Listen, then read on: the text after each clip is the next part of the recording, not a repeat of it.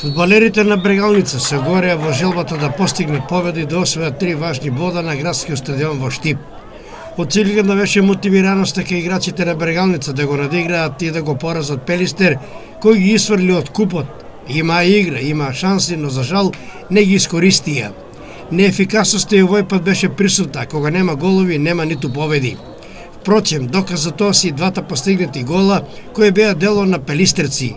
Најнапред Јасмин Мециновиќ со атрактивен автогол просто ја закова топката во мрежата на својот голман Петровски за водство на Брегалница од 1:0. Пелистер го иземна резултатот на 1:1 со голот на Фериира, откако Мециновиќ беше добар асистент.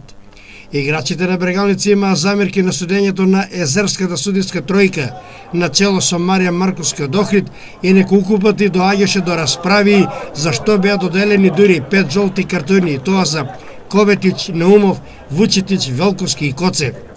До крајот на првенството остануваат уште 7 кола, во кој Брегалница ќе бара начин и можност да се извлече од опасната зона. Веќе во недела Брегалница во 30-тото коло ќе гостува на Силекс во Кратово. Потоа во 31-то коло на Градски во Штип доаѓа Вардар. Во 32-то коло Брегалница ќе гостува на Шкендија. Во 33-то коло во Штип ќе биде можеби клучиот надпревар со Прилепска победа.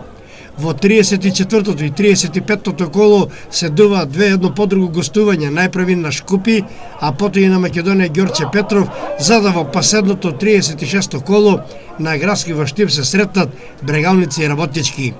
Во ова 29-то коло се постигнаа следните резултати: Брегалница Пелистер 1:1, Македонија Ѓорче Петров Ренова 1:3, Шкендија Вардар 3:1, победа Силекс 1:0, Работнички и Шкупи играат денес.